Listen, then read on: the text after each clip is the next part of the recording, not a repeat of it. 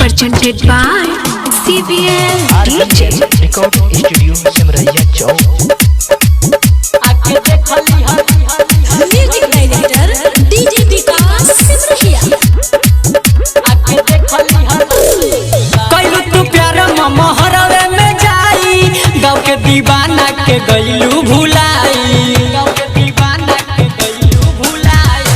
कैलू तू प्यार महरवे में जाई गाँव के दीवाना के दिहलू भुलाई। जवन कैले रहलू आदा जान बान्हा पहो काल्हे चल जाई छोड़िए जबाना के हो आके देखली हला से दीवाना के हो।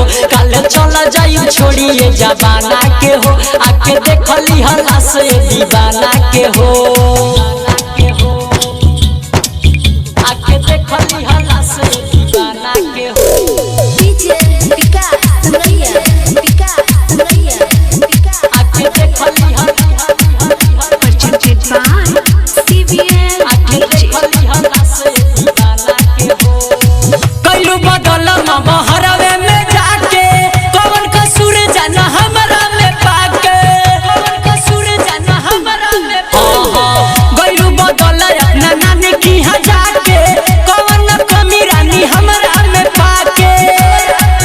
प्यार पूरा नहीं भइले दीवाना के हो काल्हे चल जाई छोड़िए जबाना के हो आके देखली हम है दीवाना के हो। काल्हे चल जाई छोड़िए जबाना के हो आके देखली हला से दीवाना के हो।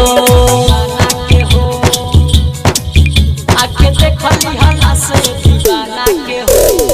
RBM Record Studio Simraiya Chowk। आके देखली हला से दीवाना के हो।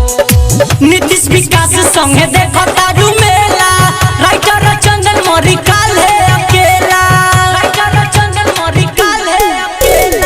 रंजीत जी से संगे देखो तारू मेला करजन विकास मोरी काल्हे अकेला।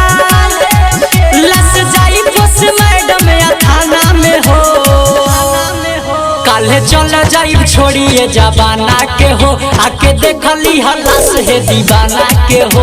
काल्हे चल जाई छोड़िए जबाना के हो आके देखली हम है दीवाना के हो। कैलू तू प्यार महरवे में जाई गाँव के दीवाना के गईलू भुलाई। कैलू तू प्यार महरवे में जाई गाँव के दीवाना के दिहलू भुलाई। जवन कैले रहलू आदा जान बान्हा पहो काल्हे चल जाई छोड़िए जबाना के हो आके देखली हला से दीवाना के हो।